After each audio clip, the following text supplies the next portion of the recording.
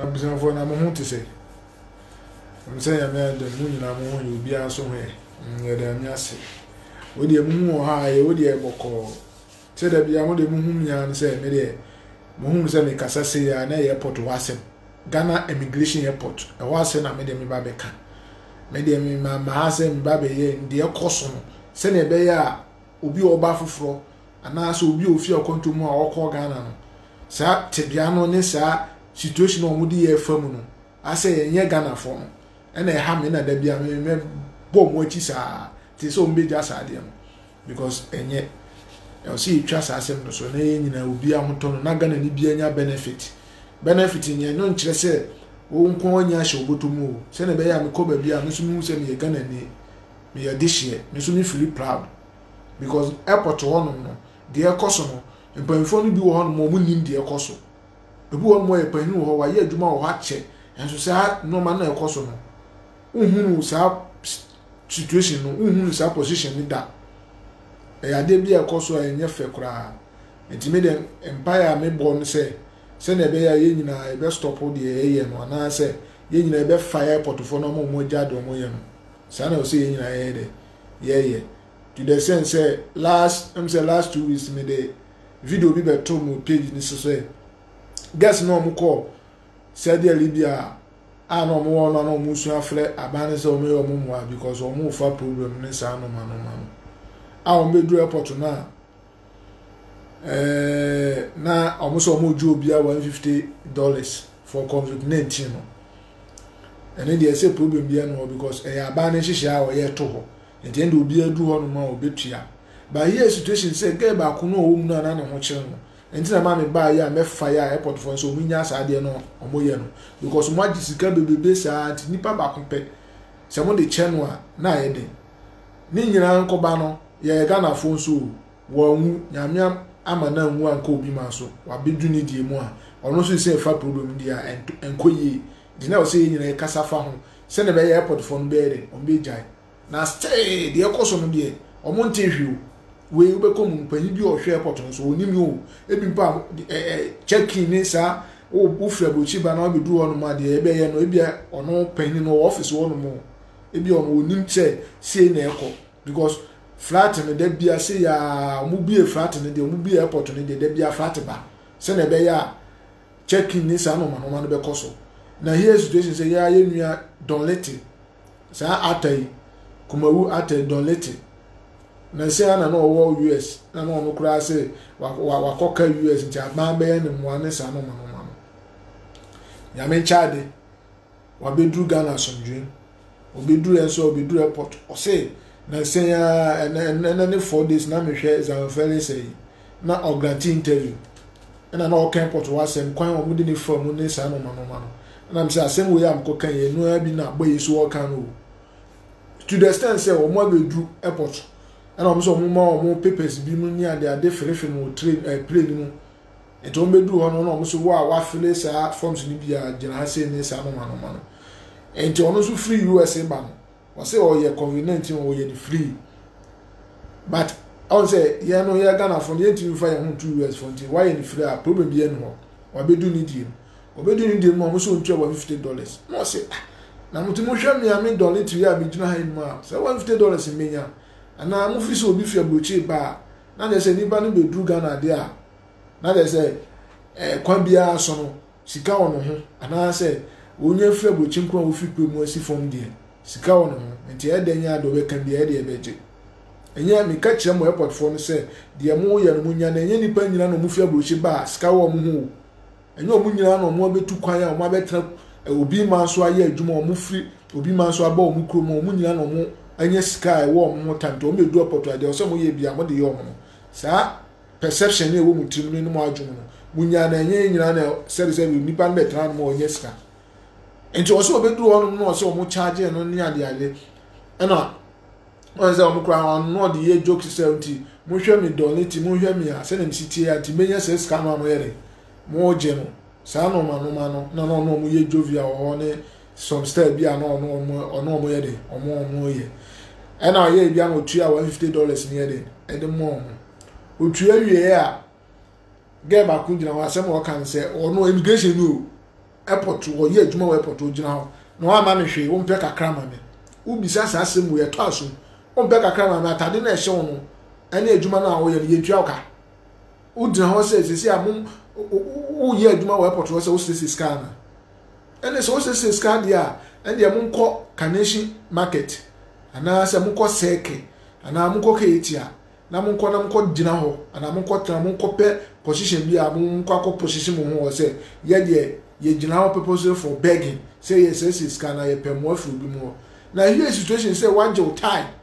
waje suit kama na wako ya ma adwuma we wutie si mu ma wio ko he ma me mo nkurase ye ma mo ti dwam ye ma mo bre ko he se no musu bre omo krompo no omo to ade krompo no ye mbege na wo wuti esi mu a wo ye adwuma yitu akakama afi omo dudu wona wo ye checking wia na ye bege o don't let so wie bibia wie no kom na omo sese miska all because of what so ofia gbocha benti no enye nyina na efia gbochi ba asem de wo ska o etimi de me ka kire mo airport ho no de ekoso no enye kura airport mu nyai na airport no mu gu ya ni mu ase asresere ne doso sika tua wo ho ne doso mo nyai a ye nya kan wo ye be bomo chi sa ti se mu beja ntina na don't let don't tilo no fire mu no because the money na ye untimi nya me hwe me untimi ye mfoko because aya munya sa na ya ban na also na say na also because the money na kufu ado tini fie na onim de ekọ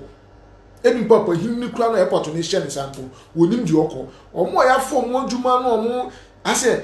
they are not into that business no on person omo do mo hye mu ase on person omo nyo mo time say within short time no bad to our targeting sika say na me call duty there I was saying that they do one money yes say it will be a shitty team to uba na obi bia ejaniwo enye yo ndo mfa ho sika no target and I was saying saka which is not good and twaso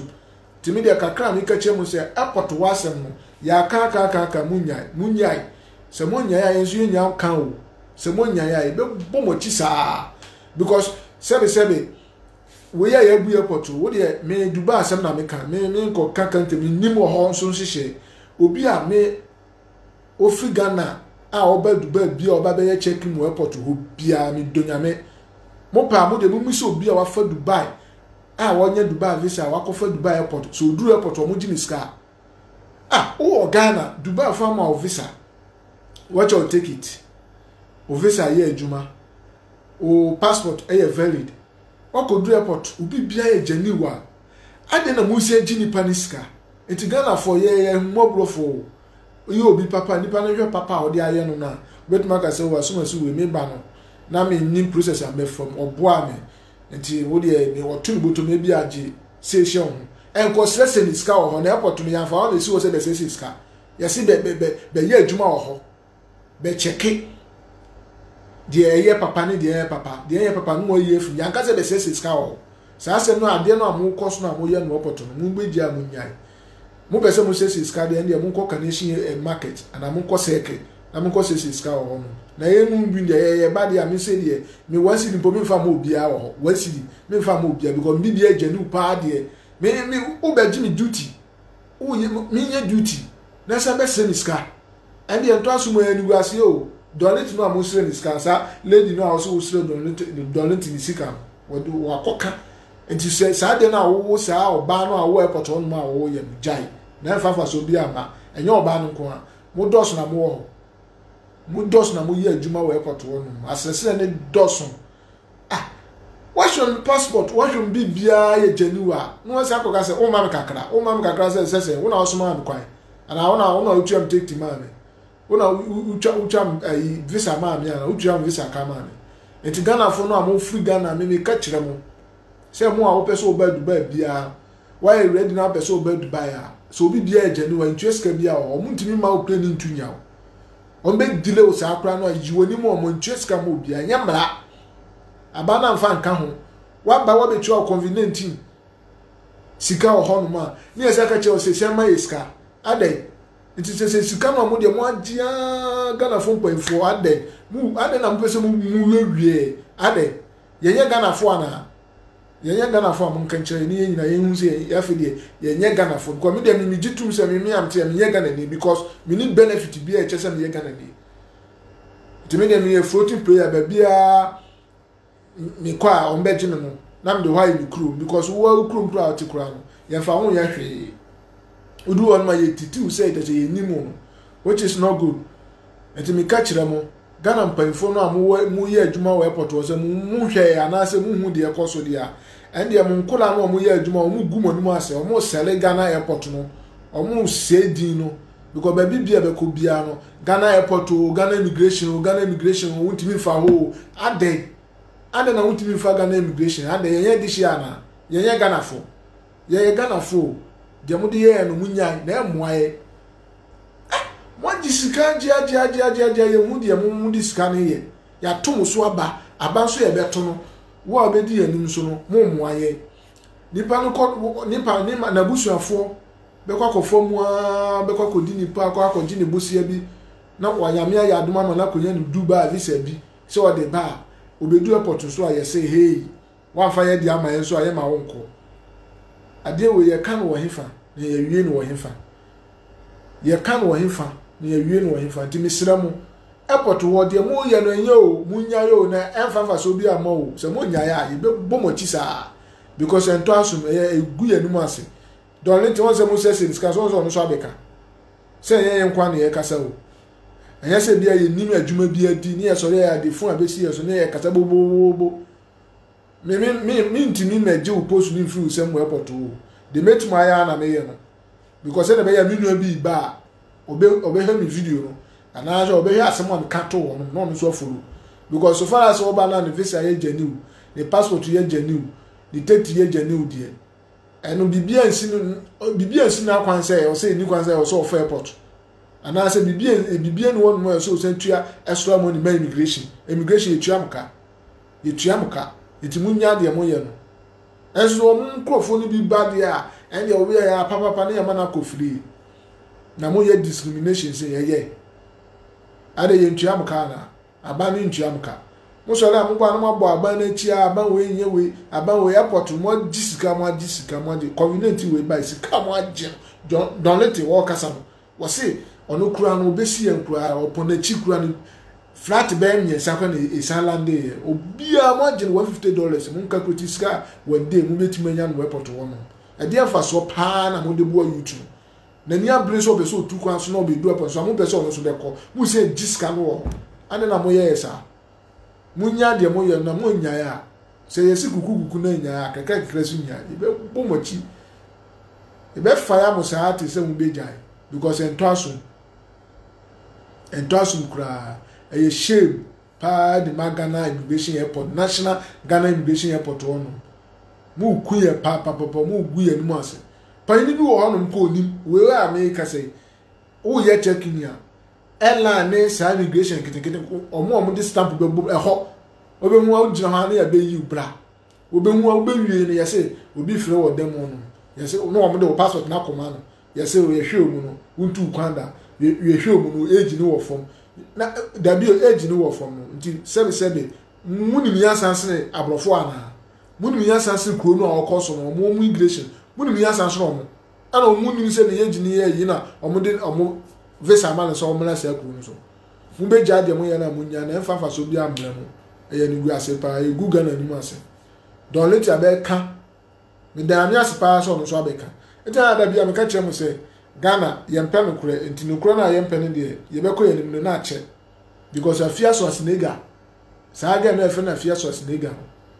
mo se mu adwuma bi a o ye no Ghana eso ga no nanim kwa no ko onyo obi hu o oni tam wode be djon